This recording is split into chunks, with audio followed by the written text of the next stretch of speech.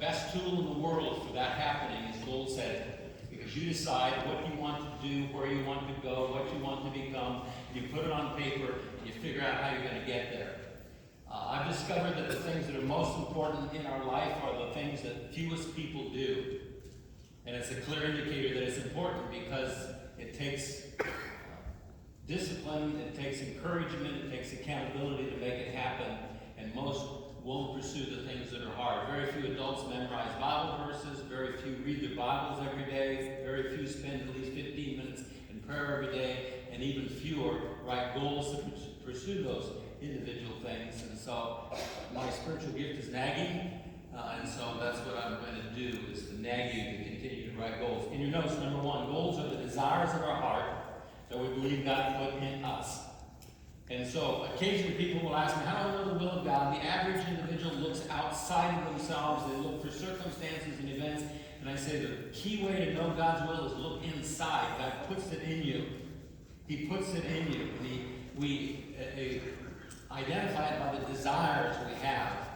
He puts in us His desires, and we sort out what are the world's desires, our fleshly desires, and God's. And if you look and think, you can spot those desires, those passions that He puts in you. Psalms 37:3. Delight yourself in the Lord, He will give you the desires of your heart. And so we put on paper the desires that God has put in me. Number 2, goals are written down as statements. Now the difference between a resolution and a goal is the goal is written down. If it's not written down, it won't happen. And so you write it down. Once it becomes written, it becomes a commitment that you will pursue. And when you write it down, you believe, this is what I believe is God's will for my life, whether it's on your parenting, your Bible reading, your vacation, finances, your health. This is what God's will is. You believe it, it's in you as a desire, you put it on paper. Number 3, goals are a want to, not a have to. And so I always write the things I want to do. I want to grow close to God. I want to know Him more intimately. I want to bear more fruit for God. I want to accomplish more in the next 20 years than I did in the previous 40. And so the things I want to do, I have a passion to do, I put those down, because if I don't, the things I want to do won't happen. They get lost and buried under life as a whole. Number 4, goals are intended to motivate, give excitement, and create passion. Chatting with a guy the other day, and he says, Pastor D, I just have this problem. I said, what's that? I can't get out of my recliner. I said, you should get one like I have. Mine has a button on it, and when you push it, it will keep going up and up and up, and it'll stand you right up on your feet. He said, I'm not talking about physically, I'm talking about mentally, emotionally. I just can't seem to get motivated to get out of my chair to do anything. I think about mowing the lawn, I think about washing the car, I think about coming to church, I think about doing this and that, and I just sit in my chair and don't move. I just don't have the motivation. And I said, I can solve that for you. Just write down some goals, some things that you believe that you want to do, the things you just said you want to do. Put them on paper and read them every day. And you'll build a fire inside of yourself. Give me a copy, and I'll ask you how you're doing. It's just a key to having passion and motivation and pursuing things in life that really matter. Number 5, goals create a strong sense of movement, progress, and growth. When you write a goal and accomplish it, you become a winner. There's nothing that is more enjoyable than winning. I watched part of 2 football games yesterday because it was Saturday church leadership class. I couldn't watch it all. And so I had my hearing aids tuned into my phone while I was preaching last night. Some people say, you seemed a little distracted last night. Well, it's hard to talk and listen at the same time. I didn't really, but I did check it periodically, the score. And so my 2 favorite teams both won. Now I have a problem because my 2 favorite teams are going to play each other January 13th, so I decide which one I'm going to root for. But the difference between the winning team and the losing team was one was excited, enthused, the other one was depressed. You decide what's a win for you and express it. Run the race with the end in mind.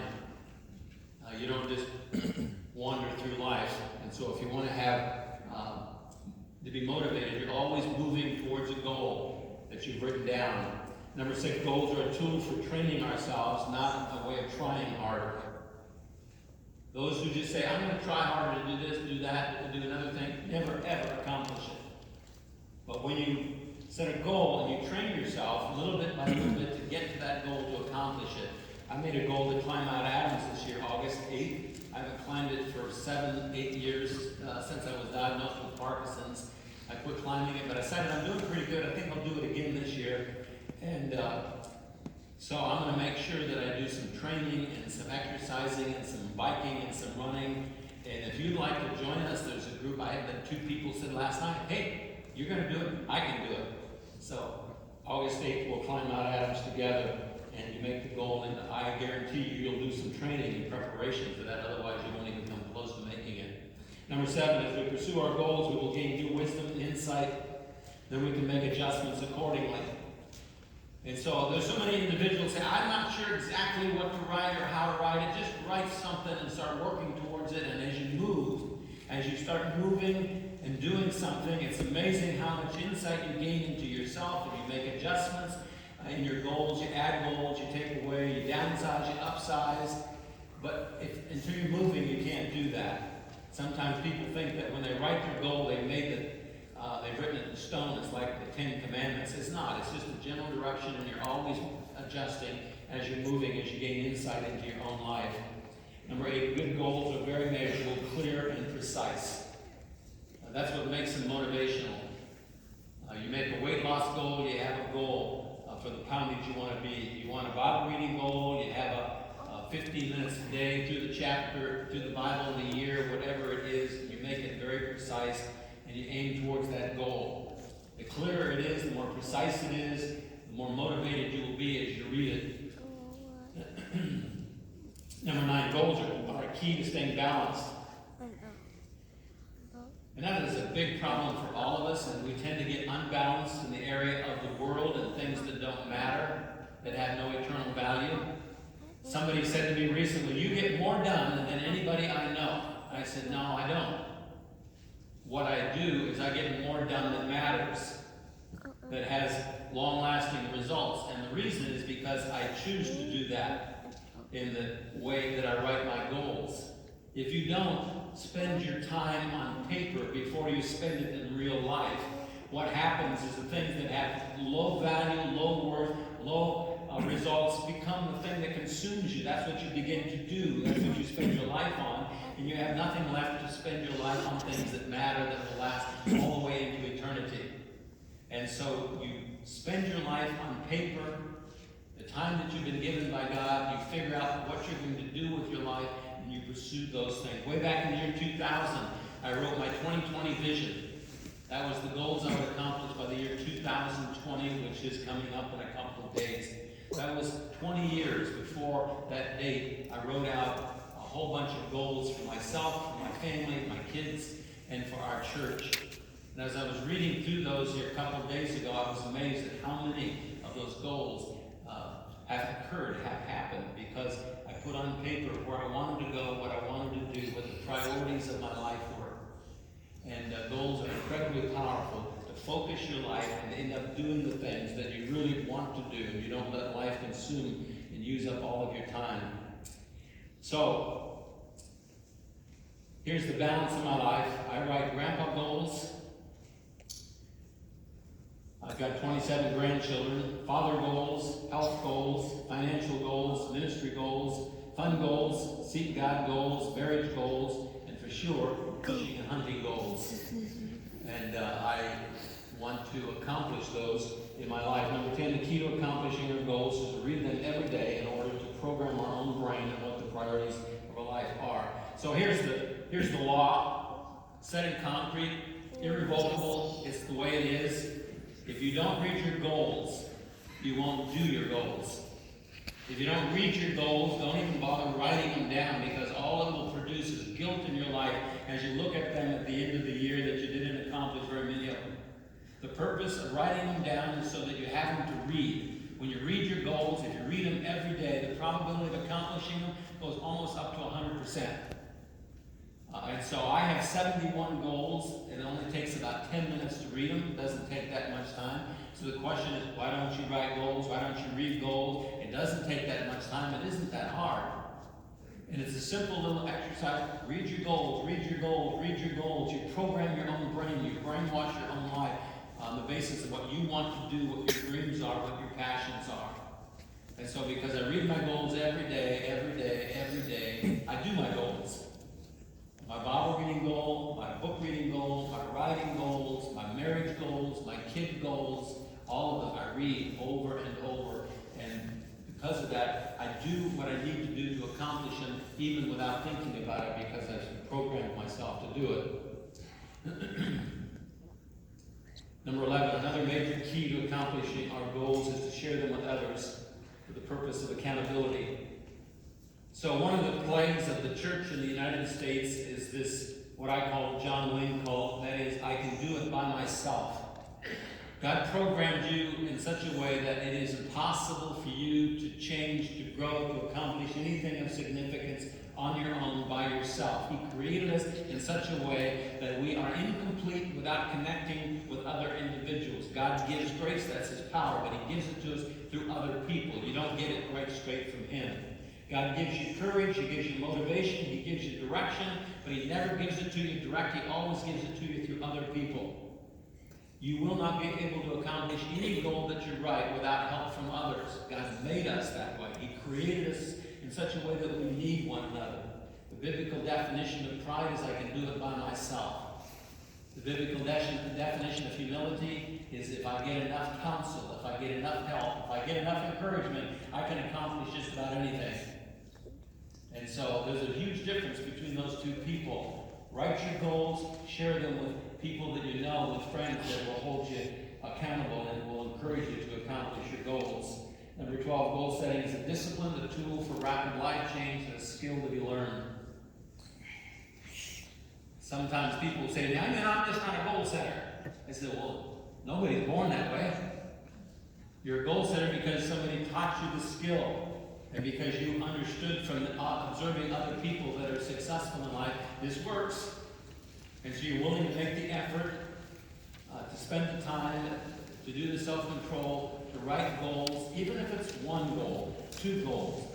People in the leadership class usually write about a dozen. Some, like JB, write 38. And you can just write a half a dozen, 3, 4, 5, but important goals that you want to have happen in your life. Read them every day, share them with some people to hold you accountable, and you'll start clicking off progress in your life, and you will grow. You will grow. There is nothing that bothers me as much as plateaued believers and those who go backwards, and that's what will happen if you don't grow. Those who grow, grow because they want to. Those who grow, grow because they decide to. You make the decision to grow and make goals. That's amazing, the change that will take place in your life. Now, the goals that are the most enjoyable for me are what I call body life goals. That's the ones that we set together, pursue together. And those of you who have been around long enough, I would say, okay, since 1973, when Jefferson Baptist Church started till today, what's the most impactful goal we've ever set? And the one I think is the most, a lot of you weren't here then, was 1988. We made a goal to have 88 people read the one-year Bible through in the year. And we had only about 150 total people coming to church in the old sanctuary then.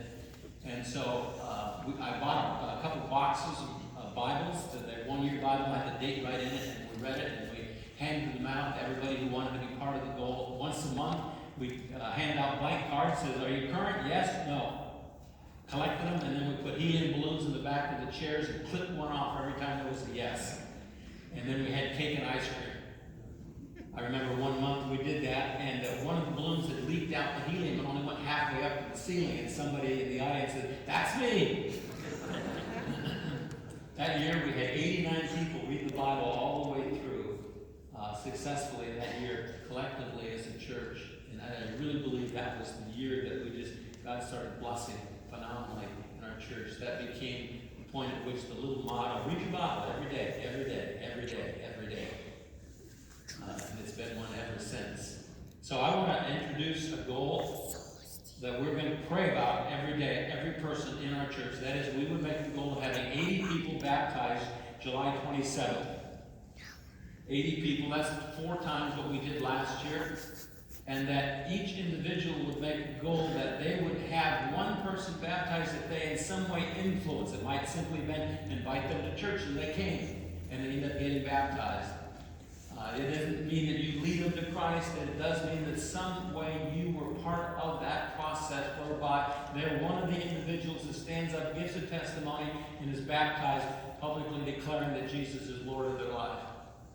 And I'm going to pray that every day, without fail. And I would love it if every person in our church were to pray it every day. We'd see the power of corporate agreement on a single thing that we would pray about every day. Now, there's always somebody that will say, I don't care about numbers. I don't care if you care about numbers or not. The point is agreement. And you do. I have 8 kids. You know how I know? I counted them. I have 27 grandkids. Someday I'm going to have 30. Numbers matter when you're talking about things that matter. And then last night, I introduced this last night, somebody in prayer said, Lord, we don't want to go for 80, we want to go for 180. Humor me, would you? Agree.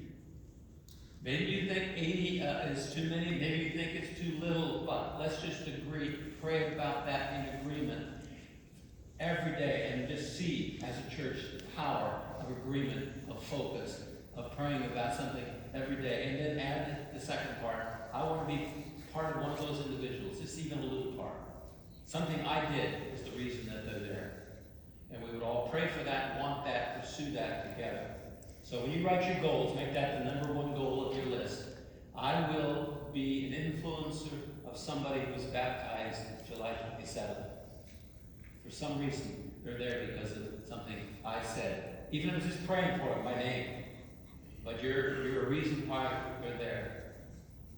So we'll work on that together. If you would like to have me encourage you, pray, especially I got about a dozen sets of goals last year. And every time I got to your name each week, there it was in my prayer journal, your goals. And I prayed down through those. Just email them to me or give them to me, and I'd be delighted. I would be honored to do that. Let's pray together. Father, thank you so much for the freedom you've given us. We can choose to follow you. We can choose not to. We can choose to do your will. We can choose to do our will. You've granted us that freedom. But Lord, we truly want to pursue you and have a relationship with you. We want to please you. We want to be your disciple, a fully devoted follower of you. We want to stand before you at the end of our life and hear you say to each one of us, well done, good and faithful servant. Enter into the joy of your master. Lord, goals are a tool that we can use to prioritize our life, to establish what's important and what is less important, things that we're going to pursue, the things we want.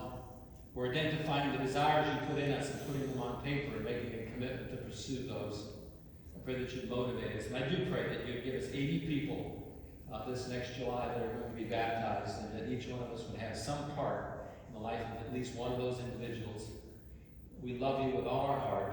We want to glorify you and serve you. In Jesus' name we pray. Amen. Ushers are passing out some cards.